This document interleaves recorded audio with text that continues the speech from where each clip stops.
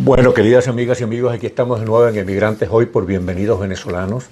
Vamos a conversar con un venezolano muy singular, una figura emblemática de la Caracas contemporánea, pero también emblemática de otros sitios como París y Nueva York.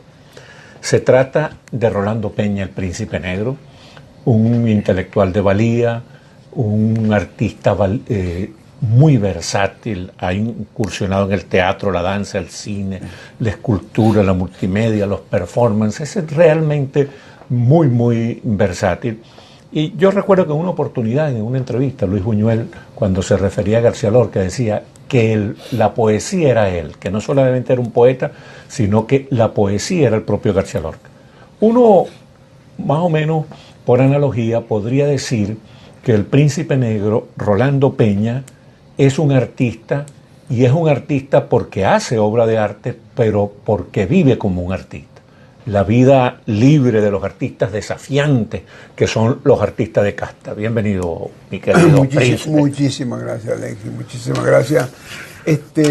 Bueno, me siento muy bien, chico, además estoy muy contento, porque eso de hacer, tú sabes, programas y entrevistas con amigos de uno de la vieja guardia, sí, señor, es muy interesante. Tú estás pensando que estabas recordando, Príncipe, una vez que caminábamos por el Village en Nueva York, tú y yo, en los años 80. Caminamos muchas veces. Muchas veces. Sí. Estábamos caminando por el Village y que yo te hice el comentario, no sé si tú lo recuerdas, que yo estaba impresionado de cómo la gente te reconocía y te trataba con respeto. Es decir, incluso los artistas, claro. No la gente, me refiero a los artistas, te trataban con respeto y de alguna manera uno como venezolano se sentía orgulloso que uno de los, además pana de uno, pues que uno de los nuestros tuviera ese reconocimiento. Sí, bueno, acuérdate que yo tuve la suerte, pues, porque la verdad que la suerte en este caso jugó un papel importante, ¿ves? Yo cuando llego a Nueva York, yo inmediatamente me doy cuenta, empiezo a ver, bueno, dónde está el asunto aquí, dónde está la pomada, dónde suceden las cosas, dónde suceden. Y precisamente llegué al Village, tuve ese buen ojo de llegar directamente al Village. Y claro, en el Village, acuérdate que el Village era, primero que Manhattan es pequeño, sí, porque Nueva York tiene un montón de Queens, Brooklyn, New Jersey, qué sé yo. Toda la periferia. Toda la periferia, que es grandísimo, pero Manhattan es una ciudad pequeña. Y a mí eso me encantó. Yo cuando llegué a Manhattan, yo dije, aquí yo vivo y aquí me va a quedar mucho tiempo. Y te quedaste como 19 años, más o menos. Más o menos, sí, 20 y pico. 20 y pico. Bueno, iba y venía, iba a Caracas, iba a París, tú sabes, siempre moviendo. Y claro, yo me circunscribí al Village.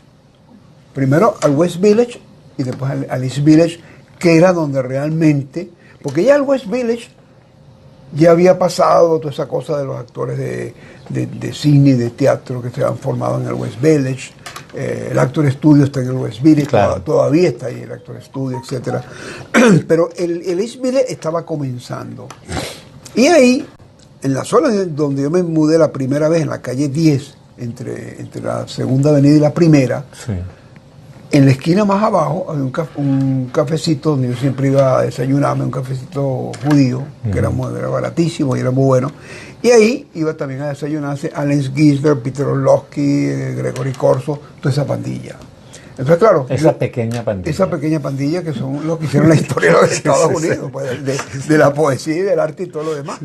Sí. Y entonces, claro, yo me fui relacionando con ellos y me hice conocido, porque además yo llegué a Nueva York, primero con una particularidad, yo llegué vestido de negro. Sí. Sí, porque... y andaba con una capa. Entonces ya eso llamaba la atención, claro. Te situaba dentro de otro rango, ¿ves? Sí. O sea, yo no era el tipo que el latino ese que llegó así como vestidito así, tú sabes, como a ver cómo carajo entraba. Complejadito. Un poquito complejadito. No, yo llegué ahí con mi capa negra y me preguntaba, pretencioso como eres tú, pues. Y muy pretencioso.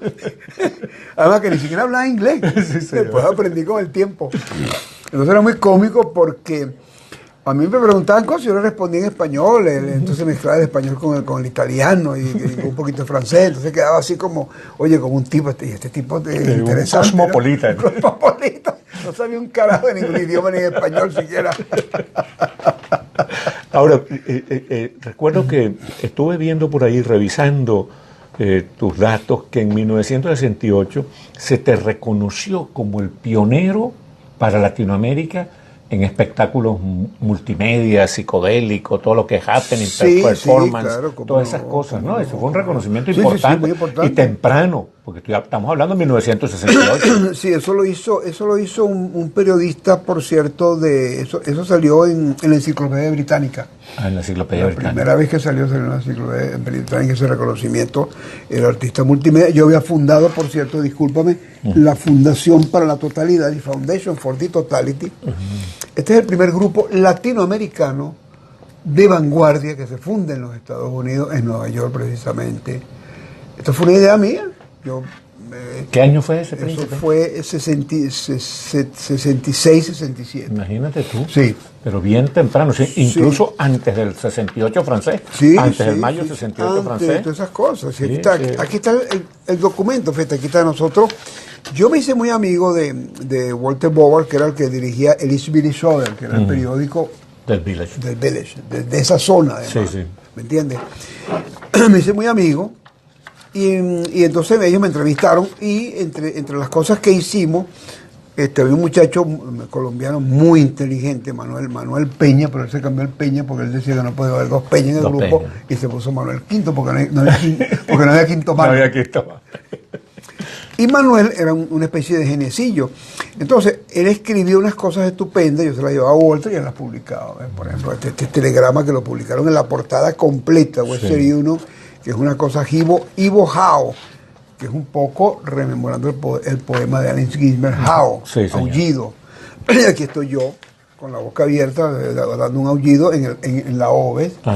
Entonces, todas estas cosas son documentos muy importantes. Y cuando yo fundo The Foundation for the Totality, que fue en una especie de estudio que tenía Juan Downey, un artista chileno muy bueno, que había una bañera, yo fundo la totalidad en una bañera, ¿ves? Sí, Desnudo, pero con el sombrero del tío Sam. sí, señor. Y Warhol filma eso, Warhol filmó parte de esa vaina. Eso por ahí anda por ahí rodando también. Vamos a explicarle un poco a la gente quién fue Andy Warhol. Sí, cómo no, cómo no. Bueno, Andy Warhol yo considero que es, porque sigue siendo, Dios mío, el artista más importante del siglo XX y lo que da el 2021, para mí es de lo más importante. Al menos fue un gran innovador, ¿no? Todo lo que tiene que ver con los medios, con todo lo que está sucediendo, cine, pintura, instalaciones, Polaroid, de todo tipo de fotografía. Y tuviste una relación muy cercana con él. Sí, sí, como no, y participé en varias de sus películas y te digo, y bueno, ahí pasaron cosas muy, muy bonitas, siempre en muchos sitios, en enciclopedias, etcétera, publican La gente recuerda a Warhol por el asunto de la sopa.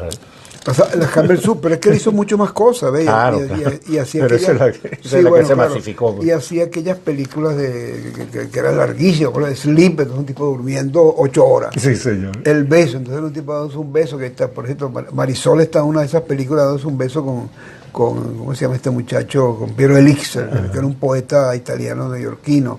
Entonces el beso duraba como 4 horas, entonces la cámara fija. Bueno, ya vamos a regresar a seguir esta conversación tan grata con el príncipe negro Rolando Peña en Emigrantes Hoy por Bienvenidos Venezolanos.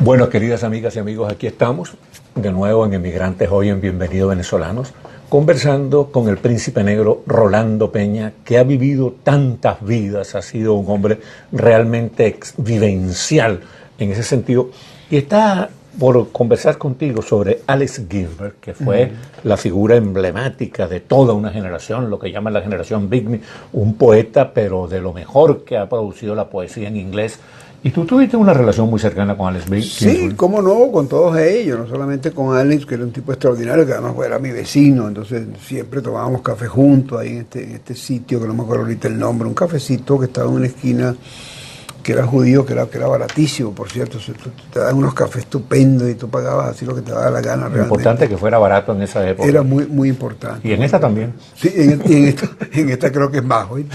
Más importante. Entonces, bueno, con Allen, claro, Allen vivía con Peter Orlovsky, bueno, que fue su amigo toda la vida, pues obviamente. Y siempre ellos se reunían ahí, Peter Orlovsky, Gregory Corso, por ahí aparecían todos ellos, Cassidy, todos. El que menos aparecía era Jack Kerouac, que es otro, bueno, imagínate tú, On the Rock, en el camino de los libros más emblemáticos de la literatura contemporánea americana, sin ninguna duda, pues un libro extraordinario, Los Vagabundos del Dharma, etcétera, etcétera.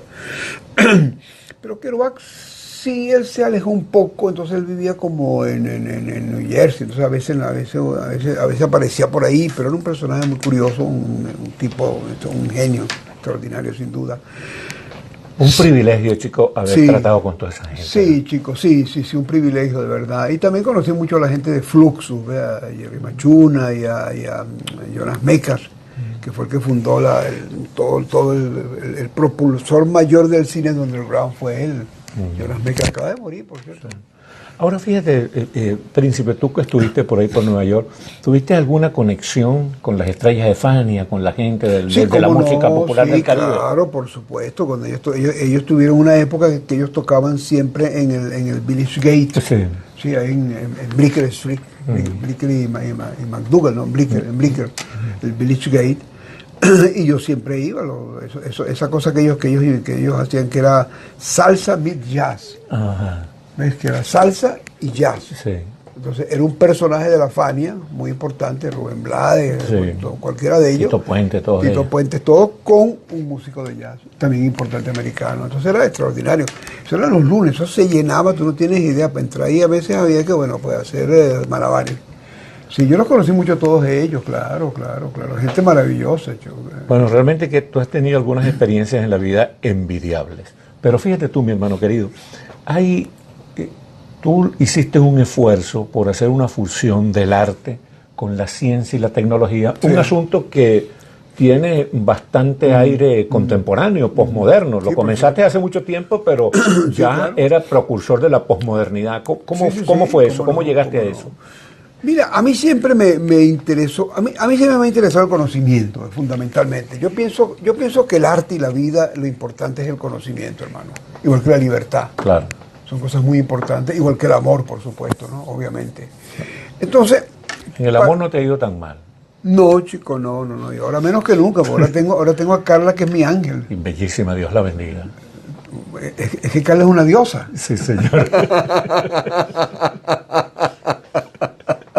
Perdona que te interrumpí con el asunto del arte y la ciencia y la tecnología. No, pero es que es verdad. Entonces, y yo comencé, a mí me interesó mucho, por ejemplo, Leonardo da Vinci, me interesó precisamente esa cosa de Leonardo,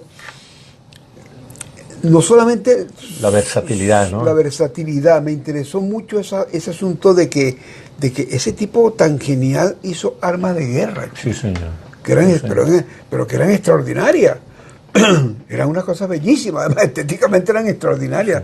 De repente uno dice, oye, matar con una de esas armas de Leonardo, coño, será un lujo. Por favor, es un lujo. No, y un artista muy reconocido. No, pero por Dios, el rey Francisco de Francia un genio. Lo protegió porque lo admiraba profundamente. Claro.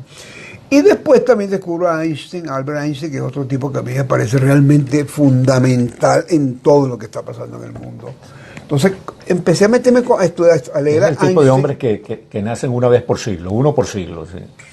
Sí, exacto. Empiezo a leer a Einstein y empiezo a darme cuenta de cosas extraordinarias.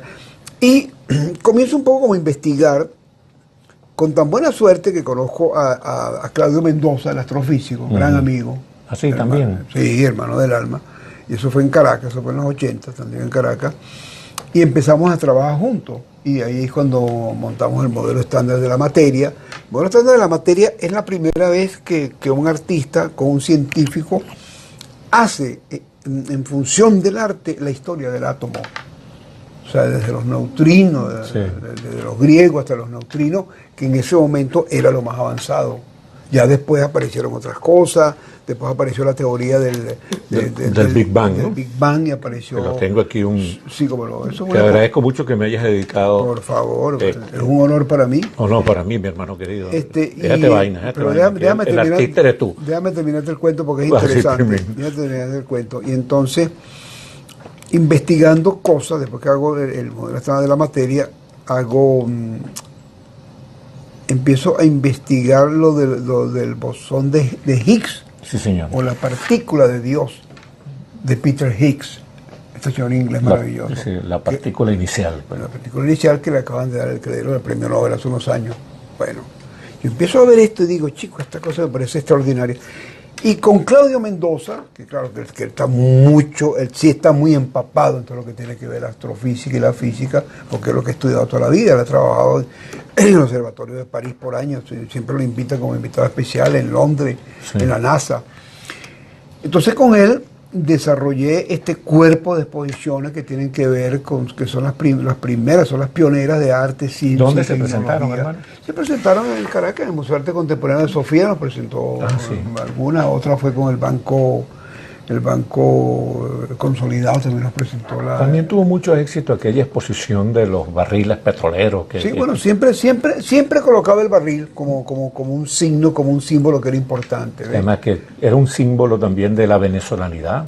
O sea, claro, de la venezolanidad, pero sobre todo de la energía. Porque yo no lo veo tanto en la cosa nacionalista, sino en la cosa de la energía. Porque a mí siempre la energía me ha llamado la atención. En todas sus expresiones. En todas sus expresiones. Y cuando yo mando el primer proyecto con Claudio, que lo mandamos a la NASA, hecho con barriles de petróleo, ¿cuál era la sorpresa de nosotros? Que nosotros dijimos, estos tipos van a decir, bueno, Estos locos, ¿dónde salieron? Estos están locos, mi hermano. No, nos felicitaron. Y fíjate lo que dijo uno de los científicos, dijo, es que la dimensión del barril de petróleo es una dimensión mágica. Qué maravilla, ¿no? Qué maravilla. Entonces me acordé de Leonardo y me acordé de la dimensión aura y todas estas cosas, ¿ves? Sí. O sea, que en el fondo todo tiene coincidencia, ¿ves? Todo depende. Hay una conexión. Hay conexión con aquella célebre frase de André Breton, los vasos comunicantes. Sí, señor. ¿Tú me entiendes? Sí. Entonces, es así, pues.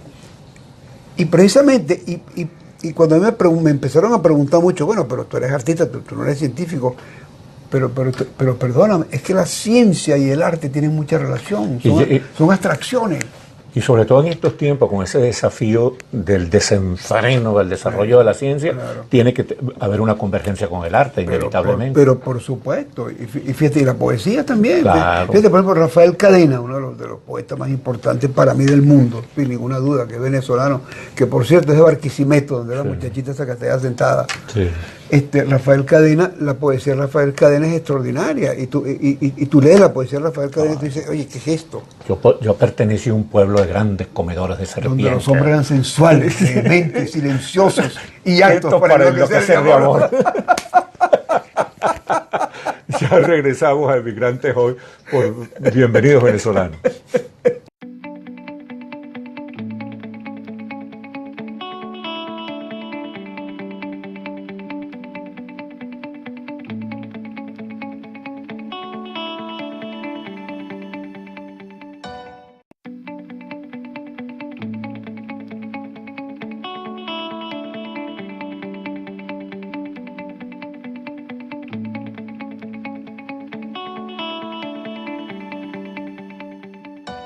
Bueno, queridas amigas y amigos, aquí seguimos en esta gratísima conversación con ustedes y con el príncipe negro Rolando Peña, hablando de todas sus experiencias, de toda esa vida maravillosa, movidísima que él le ha tocado vivir.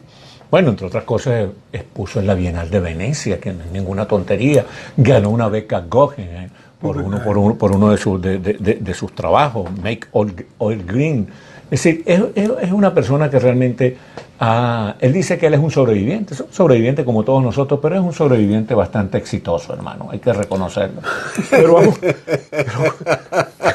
Pero bueno, vamos a tú sabes que eso del éxito también es muy relativo.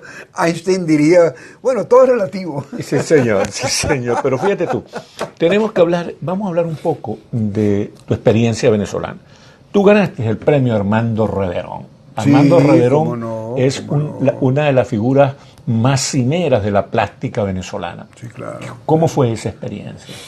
Bueno, eso me lo dio la gente de la Asociación de Críticos Internacionales, me lo dieron allá, del capítulo Venezuela. También me dieron me dieron el gran reconocimiento de maestro del arte contemporáneo. Se fue al Colegio de Arquitectos, ¿no? No, el Colegio de Arquitectos me dio el reconocimiento del artista de multimedia más importante de Venezuela. Sí, es verdad. Sí, sí. También me dieron la Guggenheim precisamente por el proyecto de Michael Green. Sí, que es todo un trabajo muy extenso sobre la ecología, ¿no? Obviamente, sí. Pero acuérdate una cosa que te quiero preguntar, que te voy a contar, perdón, que tú no me has preguntado, es muy importante. Ajá. Yo muy joven, en el garaje de la casa de mi santa madre en El Conde, Sí, señor. se funda el techo de la ballena. Ah, En el garaje de la casa de mi madre. Sí, señor. Claro, yo estudiaba en el Andrés Bello. Yo era un muchachito. Entonces todos esos, Adriano y toda esa gente circulaban por allí, Adriano González León. Entonces yo me inicio de cierta forma, y siempre lo digo, pues tengo que decirlo, porque además me siento muy orgulloso. Claro. Oye, me formo con Adriano, Salvador Garmendia. ¿Cómo se llama? Gonzalo Castellano, el arquitecto, Sí. Carlos Contramaestre, y Caupolicano Valle, que son los motores principales del techo de la ballena. Porque el techo de la ballena, fíjate, la gente no lo sabe, mucha gente no lo sabe, hay mucha gente que lo sabe, pero hay otra gente que no lo sabe. Eso lo fundaron ellos en Salamanca. Ah, sí, venía de allá. La idea le salió a ellos en Salamanca. En una de esas borracheras, pues estaban estudiando leyes. No, pero te voy a decir que los estás calumniando, Bueno, hablando de borracheras, qué horror. qué horror. Jamás se bebieron un trago. No, jamás se dieron un trago. Pero, o sea, Carlos estudió medicina, pues Carlos totalmente era médico, de verdad. Sí. Y Caupolicán era abogado en serio. Sí. Nadie lo cree, pero es verdad. Y se graduó en Salamanca. Sí, señor. Entonces, ellos fundaron el Techo de la Ballena en Salamanca. Cuando Lo trasladaron a Caracas. Claro, cuando se regresan a Caracas, empiezan a buscar un sitio donde fundar el movimiento. ¿Ves? Pedro Briceño, este escultor estupendo, ya mayor, creo que todavía está vivo, que hace unas cosas muy interesantes con metal, eran esculturas con metal, como cuadritos, pero muy bueno, excelente tipo. Se había alquilado el garaje de al lado de la casa de mi madre, de mi santa madre en El Conde. Sí, señor. Yo me hago amigo de Pedro, porque yo siempre entraba ahí, le curiosaba, y a mí toda la vida me interesó el arte. Entonces un día me dice, oye, Rolandito, chico, yo tengo unos amigos, ¿vale?, que están buscando un garaje. Y el garaje de al lado, tu madre no lo está usando. Lo tiene cerrado. ¿Tú crees que se lo puede alquilar? Yo le digo, bueno, déjame preguntarle. Entonces yo hablo con mi mamá, me dice, no, ¿qué es eso? Alquilar el garaje, ¿a quién le vamos a alquilar el garaje? Entonces, él me presenta a Carlos Contramaestre y comenzamos a hablar. Por supuesto que nos caímos muy bien. Y Carlos me dice, y yo le digo, ¿pero qué eres tú? Me dice, yo soy médico. Le digo, no, olvídate, te consigo que te alquilen el garaje. Mira, y tú tuviste también una relación muy interesante con quizá el más importante dramaturgo que dio Venezuela en el siglo XX, que fue el maestro José Ignacio Cadró. Ah, sí, claro, yo hermano del alma, carajo. ¿Tú trabajaste con él en algún trabajo? Sí, cómo no, en muchas cosas. Bueno, hicimos juntos los primeros espectáculos multimedia que se hicieron en Venezuela, en América Latina, testimonio, homenaje a Henry Miller, que yo le conté el cuento de lo que yo quería hacer, porque yo hacía danza contemporánea. ¿Te acuerdas que yo fui bailarín también de danza contemporánea? Entonces yo le digo, ¿Fuiste con Merce Conigan? Estudié con Merce, estuve con Marta Graham también y con Alwin Nicolai. Okay. Sí. Entonces es muy interesante porque yo le cuento a José Ignacio que yo tengo una idea, que a mí el teatro como tal y la danza como tal me parece muy aburrida, esa cosa como muy formal, que por qué no hacemos una cosa muy improvisada, pero que tenga que ver con teatro, danza, proyecciones de diapositivas, que era en esa época lo que se usaba, etcétera, ¿no? José Ignacio se me queda viendo y me dice, chico, yo creo que tú estás loco de bola, pero me parece interesante para hacerlo. Y lo hicimos y fue un éxito, un exitazo. Otra persona interesante, chico, que tú conociste bien y que es una venezolana muy respetable y de mucha trascendencia internacional fue Elizabeth Burgos. Elizabeth Burgos, claro, la mamá de Laurent Debré. Sí. ¿Te acuerdas? Y la esposa de Regis Debray. La esposa de Regis Debray, que tuvimos en la presentación del libro aquí en Miami, sí.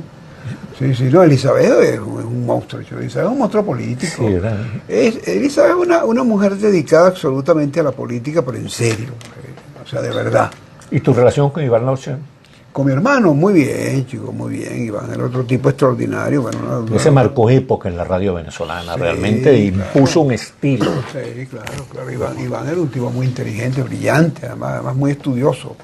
Iván, yo creo que Iván se leía, yo creo, sin exageración, prácticamente un libro diario. Era increíble. Y un conocimiento de la música popular y el sí, rock y sí, todas esas rock, cosas. Todas esas cosas, sí. Esa fue la escuela de Radio Capital, ¿no? La escuela de Radio Capital. Que realmente marcaron época en la radio venezolana. Que salió gente muy importante de ahí, que salieron Plácido Garrido, Napoleón Bravo. Bueno, Renio Tolina estuvo allí. Reni creo que estuvo ahí en un comienzo también. Sí, Renio Tolina tuvo su programa. Pero vamos a aprovechar estos 2 minutos que nos quedan, mi querido príncipe, para hablar de una persona que tú y yo quisimos mucho y que yo sé que tuviste bastante vivencia con él, que es Teodoro Peskov. Sí. ¿Qué recuerdas de Teodoro? Oye, Teodoro es un tipo extraordinario, un monstruo, Teodoro. Yo considero que honestamente hablando, fíjate, yo tuve el chance de conocer a casi todos estos políticos de izquierda y de derecha, todo.